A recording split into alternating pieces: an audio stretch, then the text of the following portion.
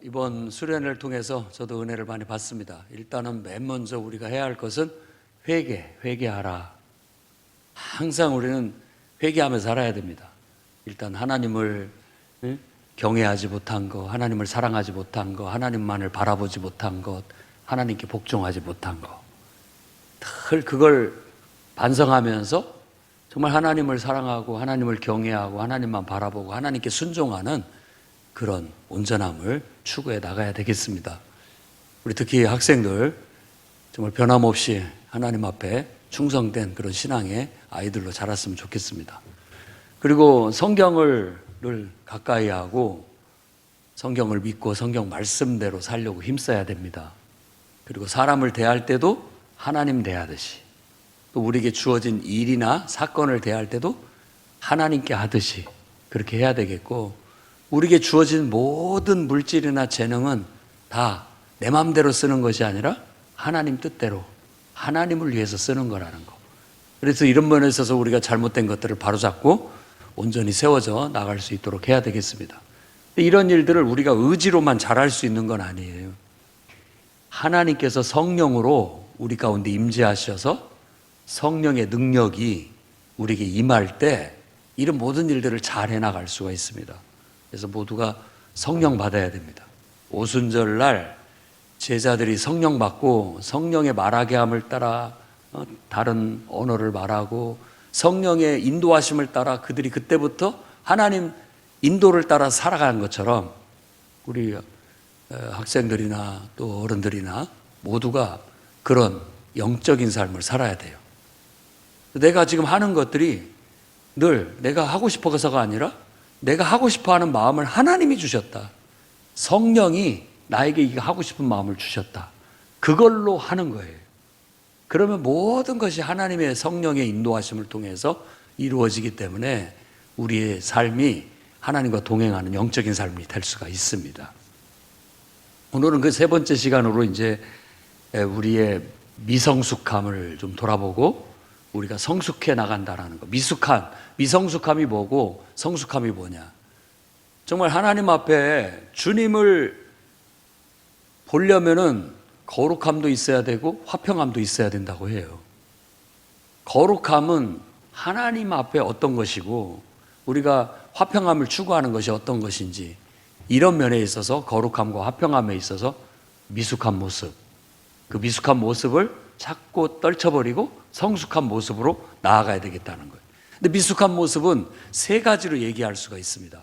첫 번째는 육신에 속한 자. 그게 고린도 전서 3장 1절에 얘기하고 있는데, 영적인 사람하고 육신에 속한 사람하고 구분을 딱 지어서 말하고 있어요.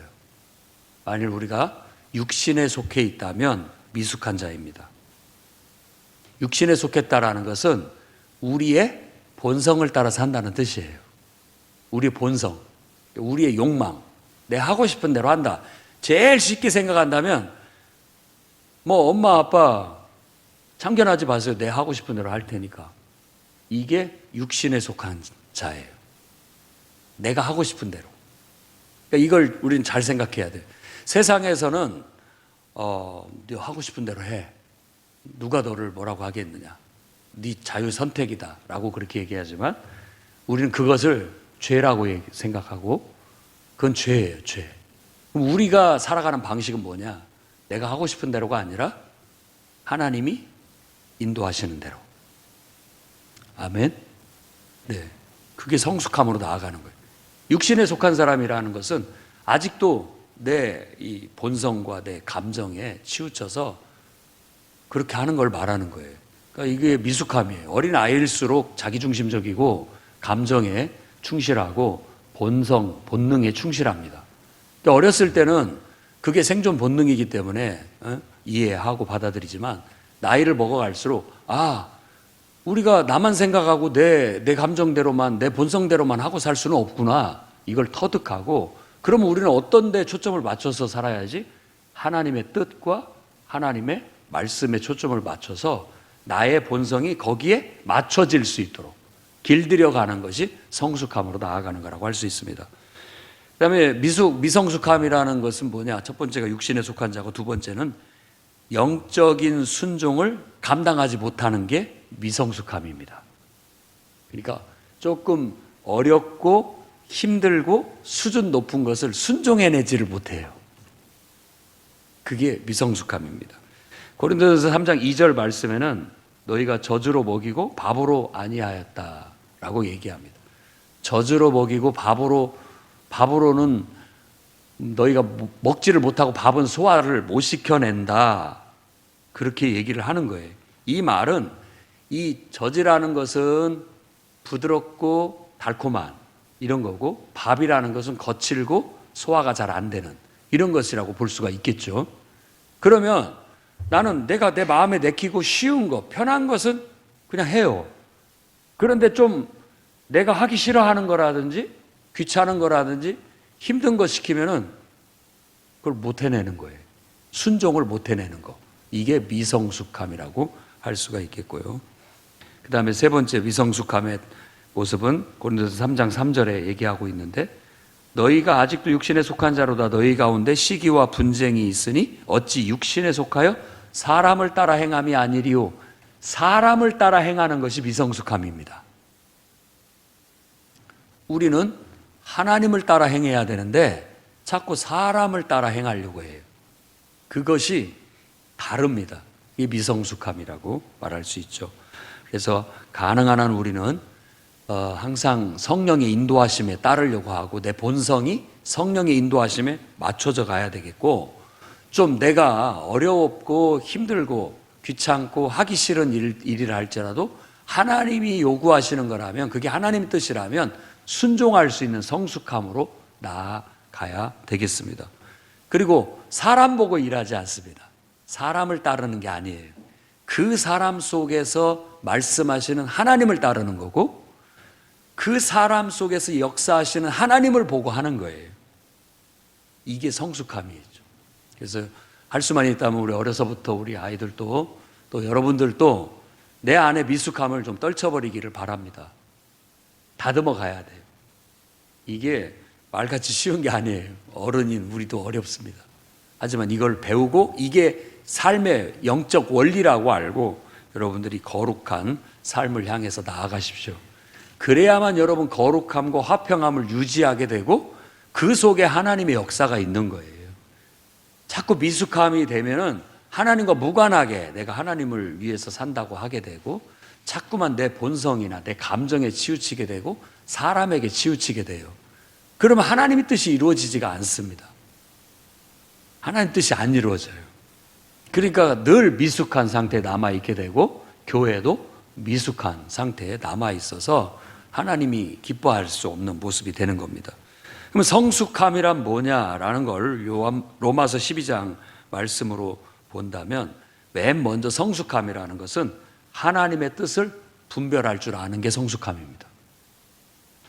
로마서 12장 1, 2절 말씀에 너희 몸을 하나님이 기뻐하시는 산 제물로 드려라. 그것이 너희의 드릴 영적 예배다라고 얘기하고, 2절 말씀에는 바로 이 세대를 본받지 말고 마음을 새롭게 함으로 변화를 받아서 하나님의, 따라서 해보세요, 하나님의 선하심과 기뻐하심과 온전하신 뜻이 무엇인지를 분별하도록 하라. 분별하는 거예요. 분별력이 있는 사람이 성숙한 사람이에요. 늘 내 감정, 내 생각, 내 어떤 욕망 이런 것들이 있지만 그 속에서 늘 질문을 해야 돼요. 이걸 하나님이 기뻐하실까? 하나님의 뜻은 뭘까? 하나님이 내게 바라는 건 뭘까? 늘 질문해서 내 생각을 다듬어야 돼요. 그게 성숙함이에요. 특히 우리 어린 아이들은 이제 그걸 배워야 돼요. 알겠죠? 우리 은택 형제,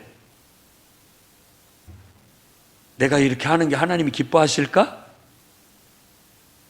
질문을 해야 되는 거예요.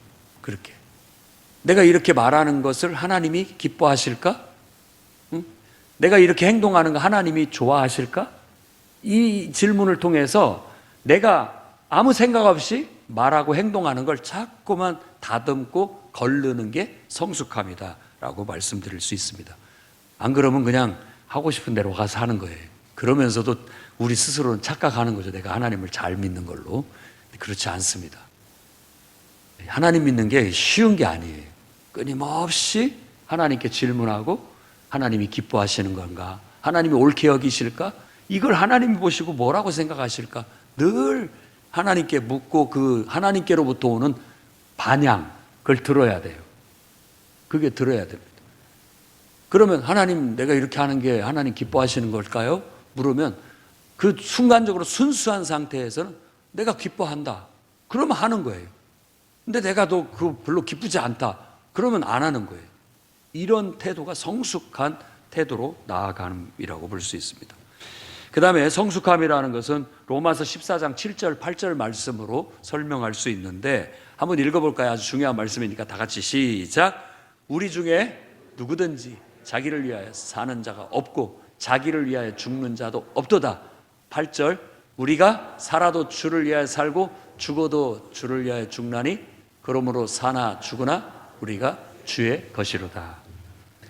아마 저도 설교에 이 말씀을 굉장히 많이 강조하고 있고 제자 훈련할 때도 강조하고 나아갑니다. 그러니까 성숙함이라는 건 자기를 위해서 살지 않은 거예요. 그러면 다 나를 위해서 살지 누구를 위해서 삽니까? 이타적으로 다른 사람을 위해서 살라는 말도 아니에요. 그것도 착각이에요. 우리가 가장 성숙한 모습은 주를 위해서 사는 거예요. 주를 위해서. 그래서 나는 주님의 것이다 라는 고백과 살아도 나는 주님을 위해서 살고 죽는 것마저도 나는 주님을 위해서 죽는다. 이 원칙이 딱 지켜지면 성숙한 사람이에요. 성숙한 사람. 그래서 물어보아야 됩니다.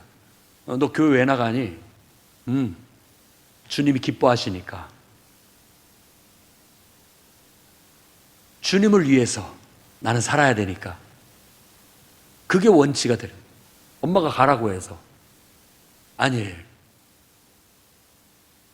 뭐 교회 가면 내가 좋아하는 사람이 있으니까 만나고 싶어서. 그것도 아니에요. 주님을 위해서. 이게 성숙함의 모습이라고 말할 수 있습니다. 그래서 누구든지 나를 위해서 살지 않아요. 이래야 시험에 들지 않고 신앙생활이 망가지지 않은 거예요. 가만히 보면은 다 교회 다니는 것도 나를 위해서 다니지 뭐 누구를 위해서 다닙니까? 또 신앙생활 뭘 봉사를 하는 것도 다 나를 위해서 하는 거지 누구를 위해서 하는 겁니까? 그것은 이 하늘에 올라가는 섬김이 아니고 다 땅으로 떨어져 버리는 섬김에 불과한 거예요. 정말로 여러분들한테 물을 때 왜 그렇게 봉사하십니까? 주님을 위해서. 주님이 기뻐하시니까. 그냥 그 순수함 그대로가 돼야 됩니다. 모든 것들이 그렇게 되면 가장 아름답고 성숙한 모습에 도달했다고 볼 수 있죠. 그 다음에 세 번째로는 갈라디아서 2장 20절 말씀을 갖고 말할 수 있는데 갈라디아서 2장 20절 말씀 내가 그리스도와 함께 십자가에 못 박혔나니 그런즉 이제 내가 사는 것이 아니라 오직 내 안에 누가 산다고요? 그리스도께서 사시는 것이다. 내가 육체 가운데 사는 건 나를 사랑하셔서 나를 위해 자기를 버리신 하나님의 아들을 믿는 믿음 안에서 사는 것이다. 이 말 속에 담겨져 있습니다. 그래서 내가 사는 것이 아니라 내 안에 그리스도께서 사시는 것이다. 그러니까 늘 그렇게 하십시오. 내가 봉사하는 게 아니라 내 안에 그리스도께서 나를 통해서 하는 겁니다. 그 원칙. 여러분들 정말 섬기는 모습 이번 수련회 때 많은 분들이 헌신적으로 정말 힘에 겹도록 섬겨주시는 거 너무나 감사하고 하나님이 그렇게 사용하신 데에 대해서 하나님을 찬양하고 또 그렇게 쓰임받는 여러분들을 정말 귀하게 여깁니다. 네. 내가 하는 것이 아니라 내 안에 그리스도께서 나를 통해서 일하시는 것. 내가 찬양하는 것이 아니라 내 안에 그리스도께서 나를 통해서 찬양을 하게 하시고 받으시는 것. 늘 그 원칙을 잡으면 우리가 그리스도인으로서 성숙한 모습에 도달을 하게 되는 거예요. 자, 다시 한번 정리합니다. 미숙함이란 육신에 속한 것, 그리고 어떤 영적인 순종을 감당하지 못하는 것, 그리고 사람을 따라 행하는 것. 그러나 성숙함이라는 것은 하나님의 뜻을 분별할 줄 알고, 그리고 주님을 위해서 살고 죽는 것, 그리고 내 안에 그리스도께서 사시는 것으로 살아가는 것, 이게 성숙함이라고 할 수 있습니다. 그래서 저는 거룩함과 화평함이라는 말을 정말 우리 그리스도인들이 늘 균형을 잡듯 살아가야 된다고 생각하고, 그러기 위해서는 이런 성숙함을 향해서 나아가야 되겠고, 교회 안에서 또 다른 어떤 항목으로 가르치고 있는 게 하나님의 주인 되심과 나의 청지기 됨, 이 원리를 지키면 우리는 거룩하고 화평한 삶을 살 수 있습니다. 하나님이 우리의 주인 되셨다는 거예요. 그래서 앞에서도 말한 것처럼 나는 내 것이 아니에요. 내 것이 아니에요. 난 주님의 것이. 그러니까 내가 내 마음대로 할 수 없고 함부로 해서도 안 되는 거예요. 하나님을 최고로 존귀하게 여기고 귀하게 여겨야 하는 것처럼 나는 내 것이 아니기 때문에 하나님의 것이기 때문에 소중히 생각해야 되는 거예요. 원래 자살이라는 것에 대해서 우리가 기독교에서 죄악시하는 것도 자기 것이 아닌데 자기 마음대로 했다라는 의미예요. 그래서 그게 죄가 되는 겁니다. 내 목숨이 아니에요. 하나님의 것인데 하나님의 뜻대로 하지 않고 내 마음대로 그걸 끊었기 때문에 그것도 문제가 된다라고 보는 것이죠. 그런 원리로 본다면 여러분, 내 마음대로 하고 사는 것이 죄가 되는 것이잖아요. 그것은 내가 하나님의 주인 되심을 부정하는 거예요. 왜 그분이 우리의 주인이냐? 그분이 창조자니까. 그분이 우리를 위해서 십자가에서 자기의 모든 걸 내어주신 분이기 때문에 기꺼이 우리는 그분이 나의 주인이라고 고백하는 거예요. 그리고 그분이 만물의 시작이고 과정이고 끝이 되시는 분이기 때문에 그분은 우리의 주인이 되십니다. 그러니까 여러분 인생에 하나님의 주인 되심을 분명하게 고백하고 지키며 살아가기를 바랍니다. 하나님이 주인 되셨다라는 말은 내가 그분의 청직이라는 뜻이에요. 청직이라는 건 주인이 아니라 주인이 나한테 맡겨두신 거라고 생각하는 거죠. 그러면 여러분 시간도 하나님이 여러분에게 맡겨준 거예요. 내 시간이 아니에요. 하나님이 맡겨준 시간이에요. 그렇기 때문에 그 시간을 하나님의 뜻대로 써야 되는 거예요. 시간을 잘 쓴다라는 뜻은 아끼고 시간을 선용한다는 뜻은 다른 뜻이 아니에요. 계획적으로 이렇게 쪼개서 쓴다라는 그런 말도 아닙니다. 성경에서 말하는 시간을 선용하라는 말은 하나님 뜻대로 쓴다는 거예요. 응? 그 뒤에 앉아있는 우리 규영이 뒤에 규호 그리고 영준이 시간은 하나님 거예요. 하나님이 맡겨줬어. 내 시간이라고 내 마음대로 펑펑 쓰면 안 돼요. 하나님이 맡겨줬기 때문에, 맡겨줬을 때 하나님 뜻대로 쓰라고 맡겨줬기 때문에 늘 하나님, 제가 이렇게 시간을 써도 되겠습니까? 묻고 써야 되고, 적어도 내 시간의 소유권을 하나님께 인정했다라는 뜻은 시간의 11조, 그런 개념이 있거든요. 시간의 10분의 1. 근데 시간의 10분의 1이라는 것을 우리는 이제 그걸 주일 성수, 주일은 내 시간이 아니다. 그것만큼은 최대한 절대적으로 그 시간만큼은 하나님께 드려지기로 약속된 시간이에요. 그러니까 그걸 내 마음대로 쓰면 안 되는 겁니다. 천하 없는 귀한 것들이 나를 유혹해도 주일날 내가 하나님께 드리기로 한 시간은 빼먹을 수 없다. 뭐 이런 정도의 청지기 정신을 가져야 됩니다. 시간의 청지기. 그리고 이제 물질의 청지기도 마찬가지입니다. 역대상 29장에 보면 다윗 왕이 한 말이 나오는데, 나와 내 백성이 무엇이기에 이처럼 즐거운 마음으로 드릴 힘이 있었나이까? 모든 것이 주께로 말미암아 싸우니 우리가 주의 손에서 받은 것으로 주께 드렸을 뿐이니이다 라고 그렇게 얘기합니다. 다 하나님이 주신 거예요. 근데 그 하나님이 내게 주신 것을 또 하나님께 그냥 드릴 뿐이죠. 우리가 아이들한테 용돈을 줬는데 그 돈이 애들 거예요? 사실 우리가 준 거잖아요. 근데 그 아이들이 그 돈을 받아갖고 또 그걸 가지고 부모를 생각해서 뭐 선물을 준다든지 뭔가를 하면 기특하죠. 기특하죠. 부모님 감사합니다. 늘 고맙게 생각하고 그렇게 쓴다면 그런 것처럼 다윗도 하나님 앞에 드리는 것을 자기 것을 드린다고 생각하지 않았어요. 하나님이 주신 것인데 다시 하나님께 돌려드린다라는 거예요. 이게 바로 물질의 청지기 정신이라고 말할 수 있습니다. 그러니까 우리가 다 내가 벌어서 내 돈이라고 생각하고 내가 노력하니까 내가 얻은 것이니까 내 것이라고 생각하는데 그건 올바른 기독교인의 정신이 아닙니다. 다 내가 벌었고 내가 소유한 것 같아도 그게 다 하나님께서 내게 맡겨주신 것이라고 생각해요. 그래서 최소한의 그 정신을 기리기 위해서, 지키기 위해서 이건 주님의 것이다 라는 것을 늘 각인시키기 위해서 그 한 조각, 10분의 1의 한 조각은 하나님 것으로 손대지 않는다. 그걸로써 내 모든 소유권을 주님께 있다라고 고백한다. 이게 바로 성경에서 말하는 11조 정신입니다. 11조 신앙인 거죠. 그것도 하나의 신앙 고백인 거예요. 신앙 고백. 뭐 교회에서 헌금을 강조한다, 별의별 소리를 다 한다 할지라도 그게 아니에요. 정신이에요. 정신. 신앙 고백이라고요. 하나님에 대한 나의 신앙 고백. 내 모든 소유는 다 하나님께로부터 왔습니다. 이건 다 주님의 것입니다. 다 드려야 마땅한데 다 드리지 못하고 다 드렸는데도 불구하고 상징적으로 그러니까 10분의 1을 띄어서 드리는 거예요. 거꾸로 생각하면 이런 거예요. 다 주님의 것이라고 드렸는데 주님이 그 중에서 한 조각만 딱 띄시고 나머지 10의 9를 너를 위해서 써라 하고 주신 거나 마찬가지다라는 그런 개념이라는 거예요. 그걸 통해서 우리는 어떤 기독교인으로서 성경적인 소유관을 가지는 거예요.